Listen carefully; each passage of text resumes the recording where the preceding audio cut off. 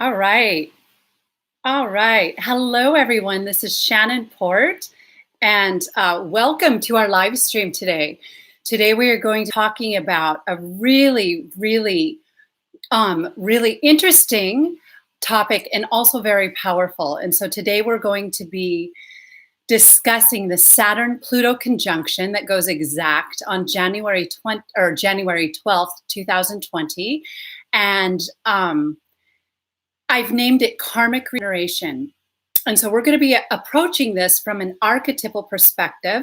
If you're new to my channel, my name is Shannon Port, and I work with, I work with I specialize in the divine feminine wisdom. And so most of my work has been through archetypes, and I especially specialize in the archetypes that I use to when we get together and talk about the astrological happenings that are affecting all of us in the collective consciousness, we look through the lens of the archetypes. And so today we're going to really be tuning in to the archetypes of Pluto and the archetypes of Saturn, and there's so many more, and it's just going to be so powerful. So and this is also going to be the first video. I plan to do another one as we get closer. Today, it's just 2 days after the Scorpio New Moon, and so I'll let you know where we're going to go in the video, but I just want to say that the Scorpio New Moon that happened on October 27th, 2019 was kind of like the opening of the window for this big event that's happening in January 2020. It's because Scorpio is ruled by the planet, is ruled by Pluto. And so Pluto is going to be one of the major power players. Oh, nice to see you. It's going to be one of the major power players in this conjunction. And Pluto is going to be conjunct Saturn, the ruler of Capricorn. So we have the ruler of Scorpio conjunct the ruler of Capricorn. And when those two get together, there will most certainly be, it will be involving karma. The South Node is in Capricorn right now, and so this is huge. It's going to be involving karma, and it will definitely be involving death and rebirth. And sometimes that's not so pleasant, but this is going to have a huge effect on humanity going forward in the year 2020 and beyond. And so we're going to look at three major things, three major areas that we're going to discuss. I'll just let you know those right off the bat. I'm probably going to run this about 30 minutes or under, but we're going to, and then after I give you those, we'll go into the planets and take a look at where the planets are going to be during the conjunction.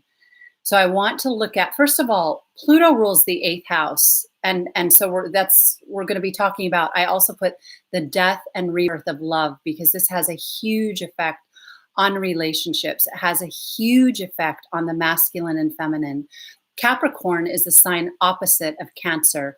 Cancer rules the matriarchal mother energy in the zodiac, which is our collective mind stuff that the soul body is made of. And Capricorn rules the father energy.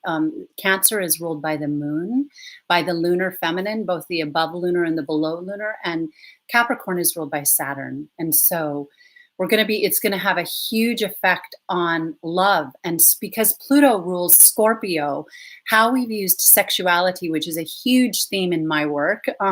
It's what I've dedicated the past 10 years to writing about and studying, but how we've used sexuality on the planet and in our lives, in our relationships. It's also going to, well, we'll get to that in just a moment. It's going to show us where we're at karmically, because Capricorn rules how we manifest. Capricorn is the archetype, the devil, and it represents how we use the creative principle, the feminine creative principle, to either create our bondage or our liberation. These things are tied into materialism and how we view the material world, our material structures and our ruling structures, our governments, our religious institutions, our financial institutions, our scientific institutions. And so all of those forces that we give our power to project back to us our worth and our value and our status. So we'll be looking at materialism, how it relates to love, family, birth, and sex. And really heavy in the 8th house subjects. And then we're going to look at technology. So technology is probably one of the biggest topics right now. We are at a crucial crossroads within humanity right now. We are deciding collectively, whether we do it consciously or unconsciously, how we use technology going forward. We are at a time now that we have never, ever seen on this planet in this cycle, where every single person, wherever you go, is hooked up to a little device that they're looking into. I think I mentioned this last time, but I was just at the airport and it was a packed airport, and every single person I could see, I just walked around, I was just kind of surveying to see how it felt. And every single person that I could lay eyes on was connected to a device. Every single person. And on top of that, there was huge large screen televisions everywhere as well. So we were looking at our devices and being beamed by televisions from every single angle. And so no matter where you go, whether it's a restaurant, whether it's public transportation, whether it's the grocery store, you'll see people, whether it's driving. I mean, nowadays if you look in your rear view mirror, it's rare to see somebody that's not looking down at their phone. So we're all hooked up to technology because Uranus is in Uranus governs astrology and technology. Uranus is in Taurus and will be direct at the time of this conjunction. Uranus governs technology. So Uranus is telling us a lot about this. We'll look at technology, how it gives us either bondage or liberation, and then we're going to look at spirituality. Because spirituality and religious institutions we're going to be really taking a deep look at in going forward. I can't wait to talk about that. We're going to talk about how this is where I've spent a lot of time researching through my work, why it's been so masculine dominated, why our spiritual platforms, including our masters, our gurus, our teachers, our institutions have been so dominated by the masculine energy, both within men and women, not just in men, but it's a masculine way of perceiving the world, and Capricorn rules perception. We're going to look at how that's changing and why that absolutely has to change going forward, how that affects everything from how we have families, how we birth our children, how we educate our children, how we perceive the balance of masculine and feminine on the planet, how we treat our planet, how we treat our financial system and our distribution of wealth in the world. So much is affected by this. And we're coming to a very karmic time where we are going to be forced to look at that. In fact, I've said this before, but I've almost called this the fall of the patriarchy, but really we're seeing things start to crumble, but probably not without some, a little bit of chaos. It feels like there will probably be some chaos involved in this. We'll look at that a little bit closer in just a moment. So I'm just going to look at, it's good to be here. I haven't done a live stream in over a month. So it's nice to see a couple of you caught me live and are in the chat. So let's look at the planets. When I really took a look at this, it's almost hard to believe. From someone who watches the planets very closely, what we're going to see at this, the exact conjunction is January 12th, 11:59 a.m. Eastern Standard Time. That's where I will be. So it's just right 1 minute before noon. The clock strikes 12, noon. But noon is the rising sun. So in 2020, we're going to have Saturn and Pluto both at 22 degrees of Capricorn. So 22 is a master number, and 22 is the number of the major arcana. 22 suggests something very significant coming to culmination. Just the number 220, the number 22 alone. So, and it's 2-2, so it's two high priestesses. It's so intense, and we're starting to go into it already. The Scorpio New Moon the Scorpio New Moon was opposite Uranus. I wanted to say that. And I don't know if any of you were tuned in at the Scorpio New Moon. It was this past Sunday. It was so electric. It had so much Uranian energy and so many planets in Scorpio. We had Venus, Mercury, the moon and sun all in. So a lot of Scorpio energy. And what that told me was that Uranus was in the sign. So those are the two signs of power and sexuality, Taurus and Scorpio. Taurus rules physical, material, sensual wealth, sensuality, sexuality, our physical bodies, our what we surround ourselves with that makes us feel good, what we lust after in the physical.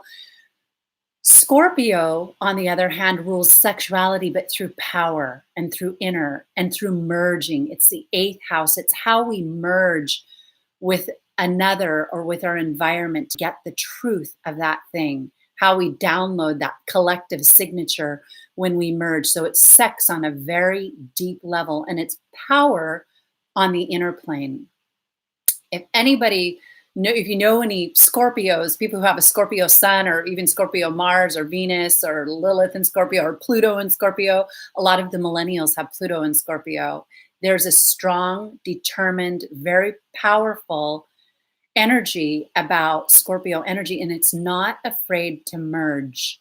It's also not shy of commitment. Scorpio likes to commit. Scorpio is not afraid to go, what we say, all in. It's a water sign, and Scorpio is not afraid to dive into the very bottom. It will be the first to eliminate you, because Scorpio, when it's done with something, will, if it feels it's learned its lesson or had its depth satiated and fulfilled, it will let you go and move on. But in the long run, Scorpio energy can be very good for a deep, deep commitment. Scorpio rules the sex organs as well as elimination, the bowels, and the underworld. And we say Pluto is the ruler of the underworld. So we've got Pluto and Saturn at 22. We also have Ceres. We also have the archetype of Ceres, which governs mothers, which is so beautiful.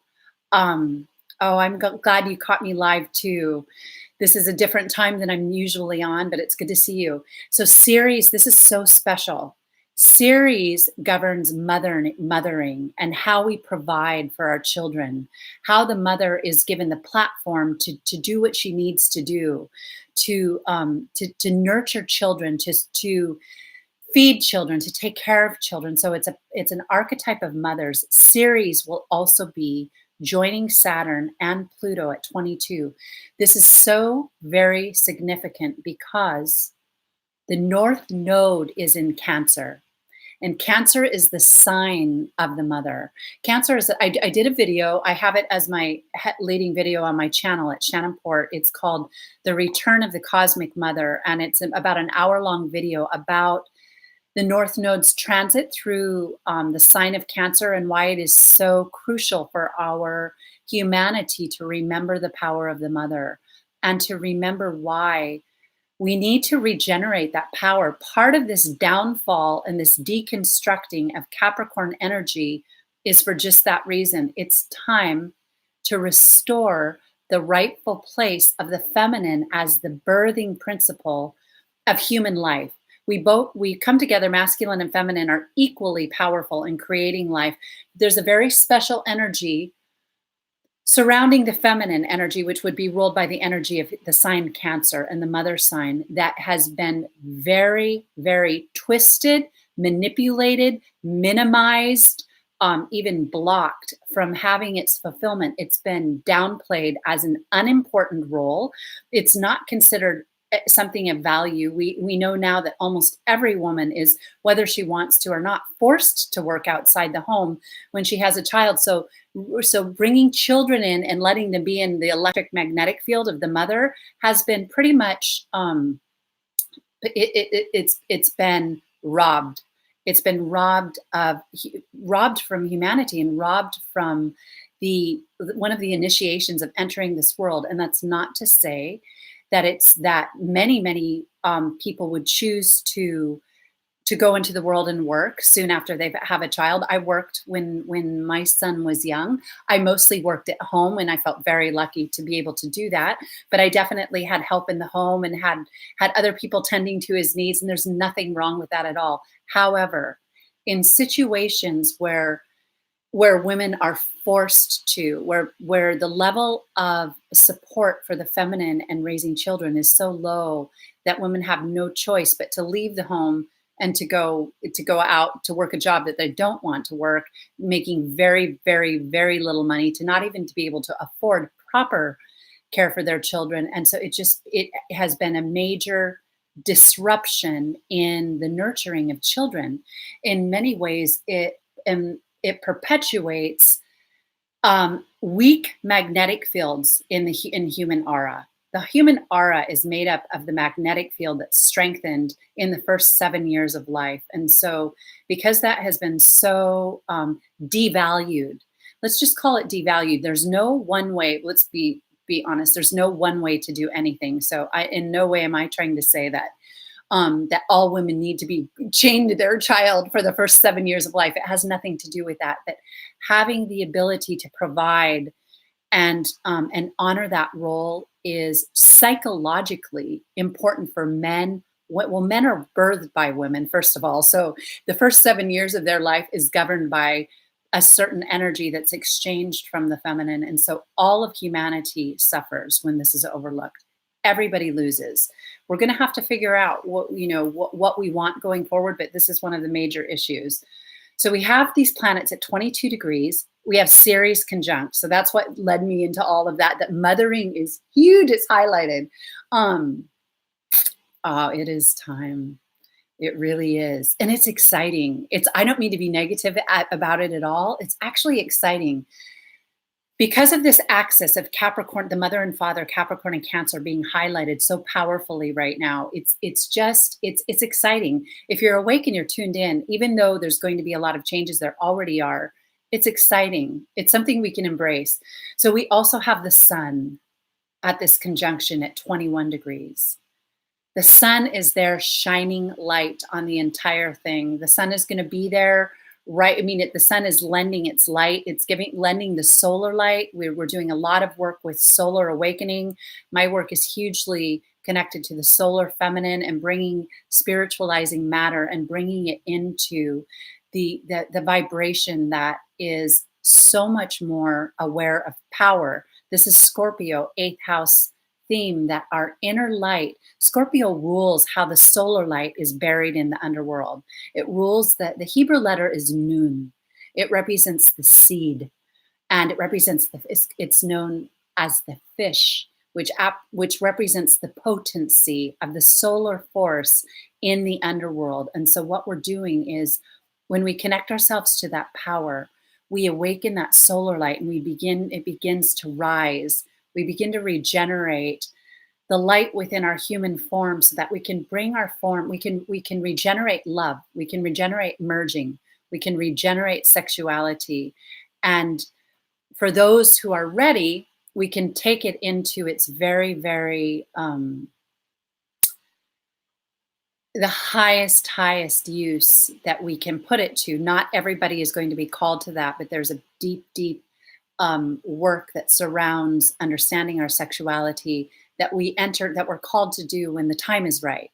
We have to, Capricorn tells us this, we have to, I wrote this, we have to get acquainted with our animal self first. If we just try to repress or suppress or push down all animal instincts, Capricorn rules that, it's ruled by the devil, and the devil is key 15, and it rules our elemental nature as it is very dense and very ruled by lust, greed, materialism, just being lost in the sensual pleasures of life without really understanding what they are until we go all the way to the bottom. And then we start to say, there's got to be something else. And so that's when we start to bring that power of Capricorn back up, and we start to unite it to the solar light.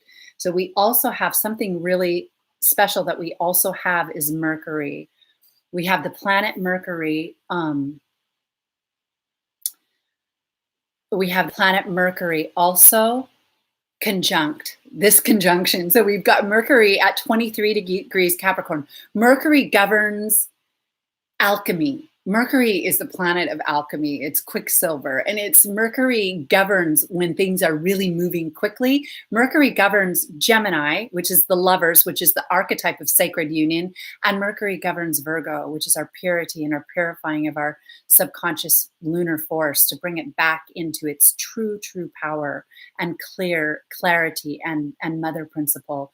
So with Mercury right there, there's going to be probably there's a lot of activity. It's going to be sped up. There's a lot of light from the sun, but it's going to be giving us the currency to make the changes we need to make.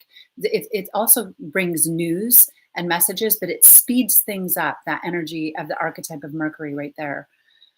So another big one is that Jupiter is in Capricorn as well.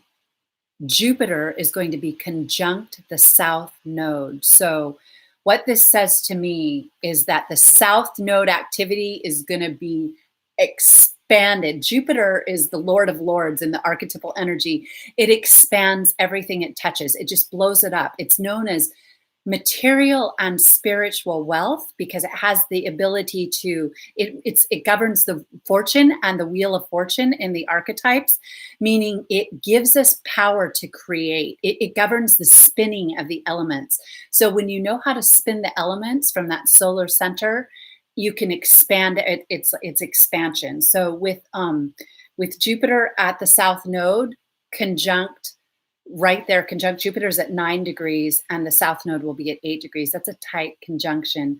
It shows that the lessons are going to be in the South Node. The North Node is in Cancer, where we have the mother principles showing our collective, our true north. But the karma is going to, the action is going to be in Capricorn. Capricorn is being remade in our psyche. This is what we're doing. We're remaking this archetype and we're regenerating it. The other big thing that I wanted to say is that all the planets are direct, and this is so huge. Uranus will have just gone direct. I think Uranus, I forget now, I might be getting these mixed up. I think Neptune goes direct at the end of November 2019. I think Uranus will just have station direct in January. So all the planets are direct, and all the outer planets will be direct. There is a momentum here.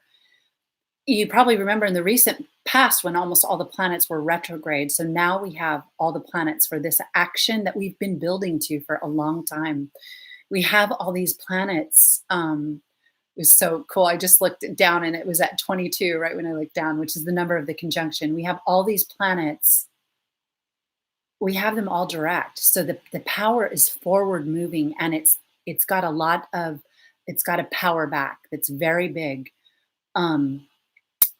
All right. I put Lilith is in Pisces at 4 degrees. True Lilith, squaring Mars. Mars is in Sagittarius at 6 degrees. Chiron will be in Aries at 1 degree, squaring. Oh, I think this is significant. Chiron at 1 degrees of Aries, so right at the beginning of the sign again. And Chiron's been over that degree before. Chiron at 1 degree Aries, squaring Pallas Athena. Pallas Athena is going to be at the galactic center. Pallas Athena is wisdom. And so we have Athena at 27 degrees right at the galactic core. Right there. The galactic core is the womb of the Divine Mother. So we're showing that wisdom is conjunct the womb. We conjunct the feminine energy. And remember, this feminine energy is in all of us. We are all craving to be reunited to the energy that is infinitely creative, infinitely has the capability to love, to commit, to understand depth, to understand how to heal. I mean, somewhere inside, we are all affected by our inability. Everybody feels powerless. It's government, big government, hierarchies, ruling institutions with money, so much power. We look out and we ask ourselves, most common people ask themselves, is there even anybody you can see that represents humanity? or who, there's a couple, there are some people now, I'm not going to talk politics right now, but there are some people showing up, and it's really exciting. There's some new people coming in, a lot of new blood coming in. And I have all faith that the millennials, because you guys have Pluto and Scorpio, you guys are coming into your real power. And I think the millennials, when the millennials get on board, and then Gen Zs after that, there's going to be a real shift. Millennials have Pluto in Scorpio. And so this is a big conjunction for you. I forget the exact years, but almost every millennial that I know or have worked with has Pluto and Scorpio. You are going to be really birthing a new paradigm on all 8th house themes and on all Scorpionic themes.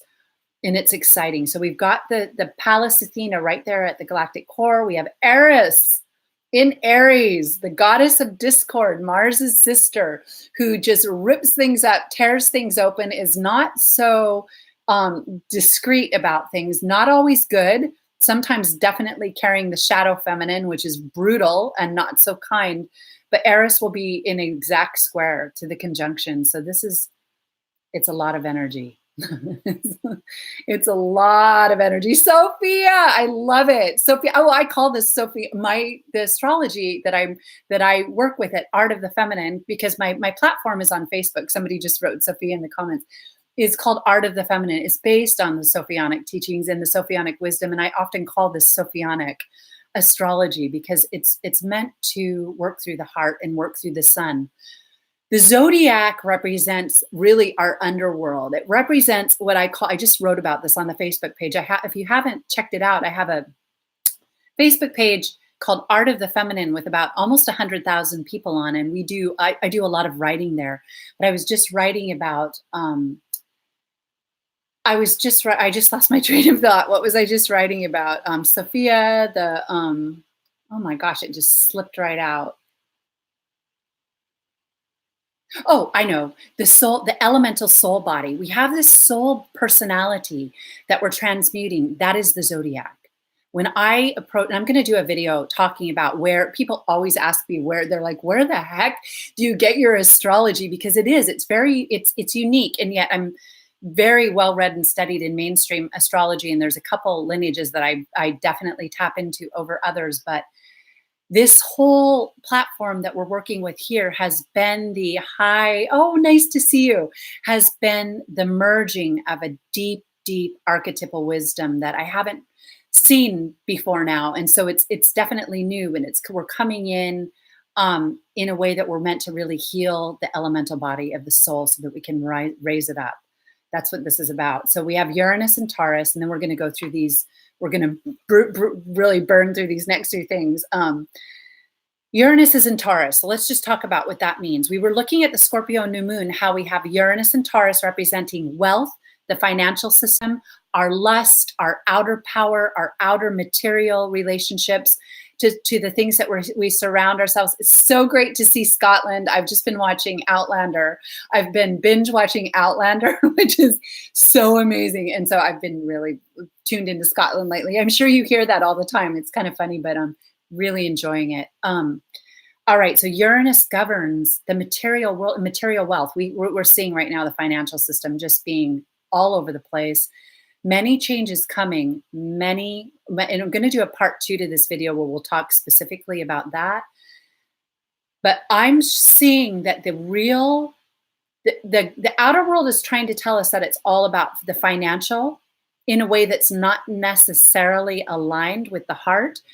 Scorpio New Moon was telling us that this conjunction in January is about inner power. It's time for us to have our inner currency. Oh, I agree, funny. So it's time for us to have our inner power, our inner currency, our inner wealth. Since when did we forget about that? Our wealth is on the inside. Yes, money is wonderful. We all need money. That's another whole video that I would like to do, but we all need money, but we have to start to get hip to the fact that wealth, Scorpio tells us our wealth is in our power. If you have money, but you don't have power, or you don't have the understanding of merging and those eighth house issues of how to merge, your money's going to not do you any favors. It's going to bury you. There's a saying, money without spiritual maturity and wisdom is a curse. It's interesting to think about it that way, and you can take that however you want. It's a deep meditation, but when we have material wealth, but we don't have wisdom or spiritual advancement or knowledge, we tend to eventually burn ourselves out with either addiction or lust or overstimulation, or we get consumed by our money. Our money begins to own us. I've heard Eckhart Tolle over the years talk a lot about how some people spend their whole life consumed by how to manage their money. It becomes their greatest burden, how to manage money, which is kind of funny. I think we all would try our hand at that problem any day, but it is interesting to think about. Scorpio is about how we merge. Ultimately, Scorpio is the true house of marriage. Libra governs marriage, but it governs harmony in relationships. It can mean any relationship. It means our relationship with our family, with our friends, with our children, with our society. Scorpio is the get down and merge. So that's why Scorpio is sex. It's how the archetypal energy of sacred union emerging. We have, we're all entitled to use that energy as we wish to learn the lessons that we want to learn, but we're coming into a much deeper understanding that this is karmic regeneration, because we have karma is how the choices you make being mirrored back to you. The way we're using sex on the planet is there's many different ways we could look at it. It's very shallow. It's superficial. It's mostly in sensual pleasure and lust. That's all fine. It's great. It's exploring sensuality, and everybody needs to know what it is to have lust at some point in their life. And everybody needs to know what it is to have lust. They need to experience the journey to try to satiate that lust, the discovery that lust is insatiable, and then the fire that comes with lust when we refuse to understand that it chains us to the lower world. And this has been a really, really big part of the research and writing and development in the divine feminine teachings that I work with. I teach a course like every other year called Light Body Tantra, but we have to really, really, in order to raise the planet up, that's a lesson that's non-negotiable, but it can only come when our soul is ready to take it. So for now, for most people, we just need to get to the place where we understand good, healthy relationships and the use of sexuality, which we'll be talking about more in the coming videos, and especially in part 2. So let's look at this. Let's see, we're going to go a few more minutes. Let me see, we're at, okay, a few more minutes here. All right, so materialism. I just mentioned this. Capricorn rules materialism. It rules how we create. The devil is a goat, and what it really represents, it does represent the satanic. Absolutely, the lowest form of that energy is satanic energy, which is really what that means. And I'm speaking to this only because it's everywhere right now that people are talking about it. The inversion of the pentagram represents the darkest use of the creative force. It means the force that wants to take life, harness soul power, and use it to keep us chained to lust and greed and sexuality that is all about the dark arts and the dark this and the dark that, and things that most of us just aren't even interested in looking into. But there is a faction on this planet that's been here since the very beginning. It's always been here. In fact, the ruling entities of the lower zodiac are connected to that force. All spiritual scriptures tell us about this. This isn't to be, it's not a conspiracy. It's just a fact. When you look around the earth at how the elemental energies are used, the imbalance of power, the imbalance of opportunity, the starvation, the poverty, the utter pain and suffering of humanity. This is not a planet where we have a balanced masculine and feminine. It's not. We'd have to be in complete and total denial to think that. Part of the reason for that is because the lower dimensional energies that are often associated with the lower fourth dimensional energy, or or the astral, the lower astral, are have a real hold on human beings based on our lust, based on our choice to choose lust over love. We do it all the time.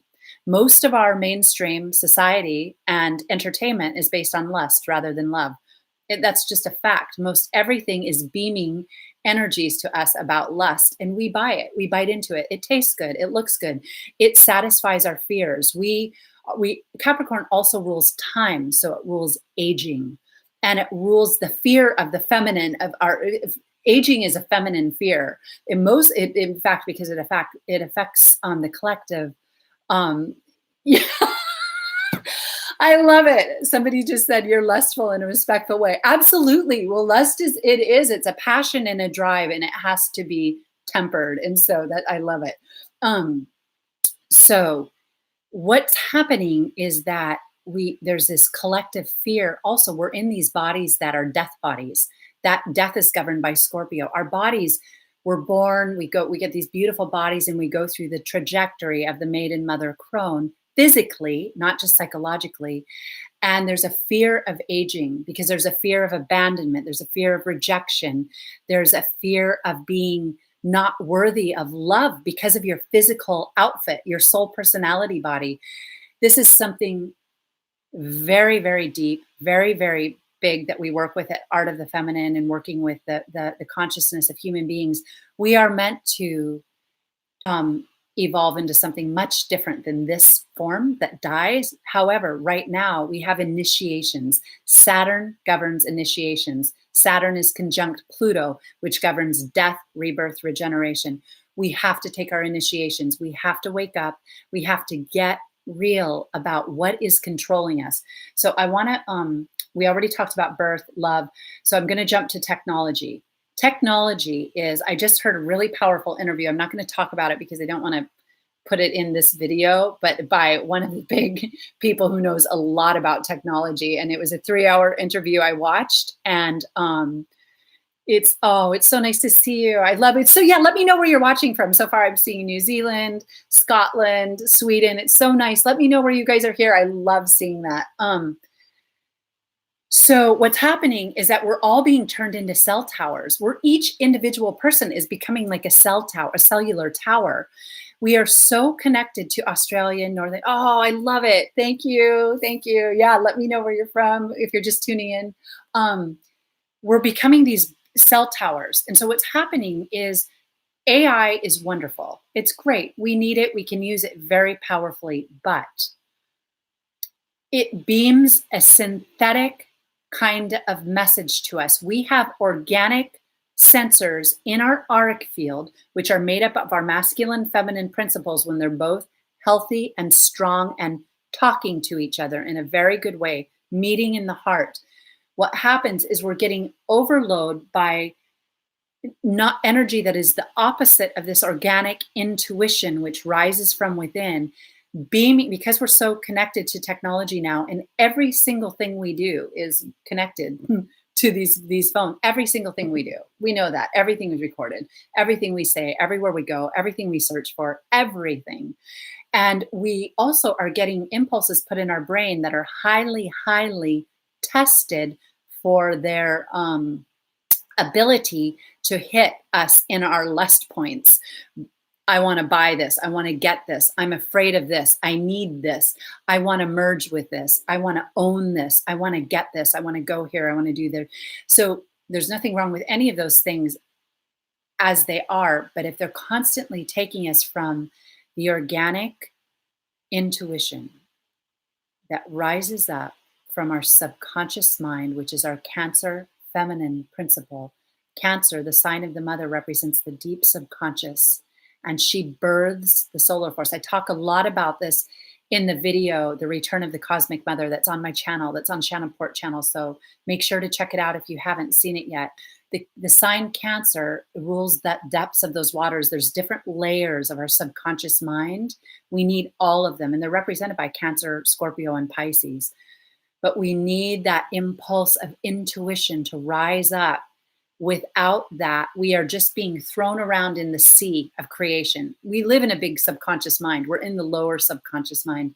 If we don't connect to intuition through inner stillness, we have no hope. That's why they say it's the feminine that's going to save the planet. It's the woman that's going to save the planet. What that means is our inner woman. It means our subconscious mind has to come online, and it has to be an active part in our understanding of what's going on. There's a great saying, I've said this many times, I forget who said it, but if you don't run your own subconscious mind, somebody else is going to run it for you. And that is where your power is. And Scorpio represents that power. And that's so, thank you for telling me. Somebody just said I'm fading out.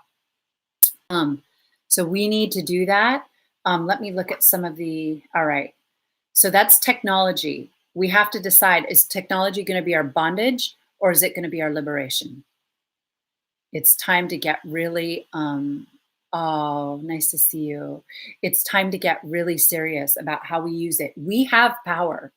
We think we don't have power. This is why I was shown Scorpio energy. So don't ever, ever go to bed at night thinking you're powerless in this world. That's why our Capricorn energy is being deconstructed by Pluto and Saturn. Pluto rules judgment. It's the last judgment. It's how we judge the decisions we make. Saturn is cosmic consciousness. It can either be cosmic consciousness or inverted consciousness. When the pentagram is tipped up, it's inverted consciousness. Capricorn represents our ability to call in that power to create so that we can create form, but in its lowest place, it binds us to something that is just inescapable and dreadful. And there's a lot of pain and suffering on it. So I wanted to say, don't ever go to bed thinking you don't have power. If you don't feel like you have power, get busy cultivating that now, because each and every human being has power. How we use it is related to our consciousness. If we don't have high consciousness, you see people, there's a lot of people who have a lot of power who are, and good for them, it's great, but who don't have a lot of consciousness and so may use it against others, and that can happen. That's why a lot of the deep mystery teachings were hidden for many thousands of years, because it was, we fell so hard with the misuse of them before that there was a very careful and graceful approach to bringing them back in so we could build back up again. We're at that point now. Okay, the last thing I'm going to talk about is spirituality. I just want to say that from lower to higher now. Exactly. Higher Capricorn energy. That's what we want. My son is a Capricorn, and I know Capricorn is brilliant. Capricorn is royalty. It's like masculine royalty, status, power. It's the 10th house. And we also have the midheaven. The midheaven is in Capricorn, which the midheaven is the 10th house at the exact moment of the conjunction. The Capricorn is the 10th house. It rules status, career, how we make money in the world, how we are visible, how we are seen, how we climb the mountain to the top. These are really important themes, but we just want to use them in a way that's awake. That is why we are absolutely regenerating that sign. So spirituality, this is what I want to say. It's so funny because a lot of what I've been seeing in like even to some of the series I'm watching right now, even Outlander, and just some of the things in entertainment right now are really highlighting the power. This also rules. It also rules the power that we've given religious institutions. So over the years, over the thousands of years, and especially think of the past 2,000 year cycle, we have given spiritual institutions ultimate power. We've in the aristocracy, the institutions, oftentimes we would see that they joined together and were working together as forces to have complete dominance and control. There was a time only a couple hundred years ago, just a few hundred years ago, where you could not speak words against religious institutions without being killed on the spot, without being hung, without being burned at the stake, without being beheaded. I mean, it's crazy. When you look at these, what I'm seeing a lot in entertainment right now, some of these epic dramas and these things that are showing our history, it's important for us to understand this archetypally, that there was a time not very long ago where we did not have freedom of speech. So we need to protect that. That is so important, you could be killed just by having an opposing view. I mean, to think that now, I mean, this is very much happening in certain planets, and we are almost kind of there's some energies wanting to bring that back in. It's not going to happen. I know it's not going to happen. The reason I know it is because there's such a movement with millennials now. They're not going to let hopefully they're not going to want to have their power taken away. There's new things coming in, and they're starting to really birth right now. And we'll talk about those in the Taurus new moon video. But we have to be really aware that these patriarchal type institutions, and I'm someone who believes that spirituality and science and governance will blend together in a high way. How that's going to happen, there are people on the planet now starting to come in with that. It's being birthed. It's not super visible right now because there's a lot of attacks against it, but we're meant to understand spirituality and science. Whether it doesn't even matter if you're an atheist. Spirituality is the understanding of your inner power. So we're meant to understand that. And I wanted to say, you know what I forgot, which is so crazy. I can't believe I forgot this. Venus. I forgot to mention where Venus is going to be. This just came back. I said that. Venus is going to be in Aquarius, sextile Vesta at the galactic core. But this is what I wanted to say about Venus. Venus governs the heart and the feminine healing.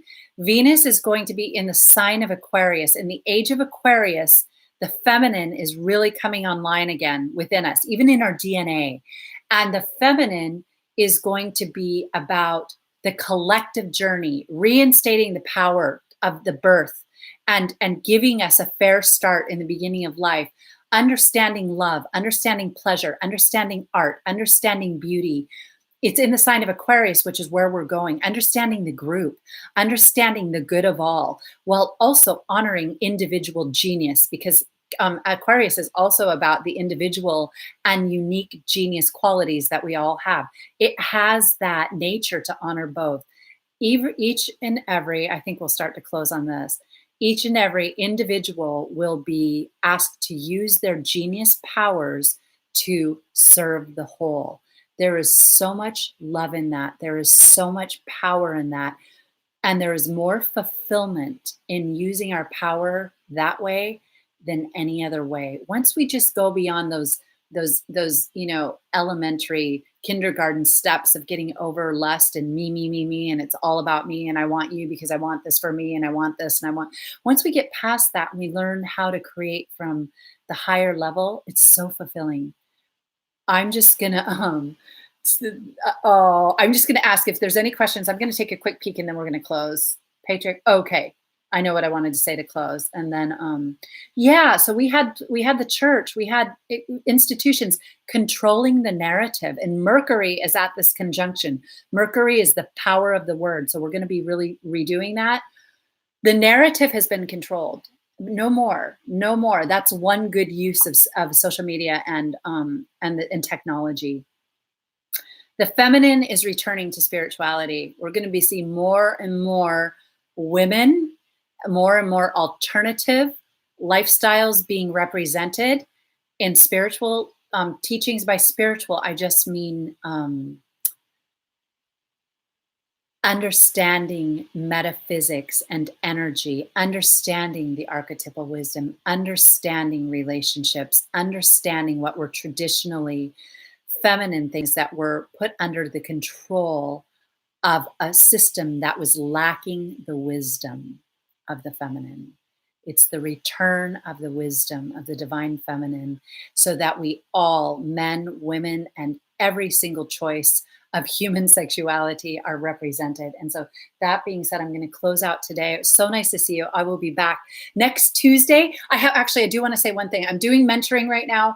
I'm doing Light Body Woman mentoring. We're a couple sessions in, but if you're interested in it, I'm doing a group mentoring, first time ever, for the divine feminine wisdom. So just email me or message me if you're interested in that. That being said, subscribe to the channel. If you like the video, please give it a thumbs up. I'd love to have you subscribe, and make sure to hit the gray bell icon so that you get notifications. We will be doing another live stream soon, and it's so nice to have this time with you and to be spending this time with you, to be incarnated on the planet right now at this time. Until next time. Many, many blessings, and namaste.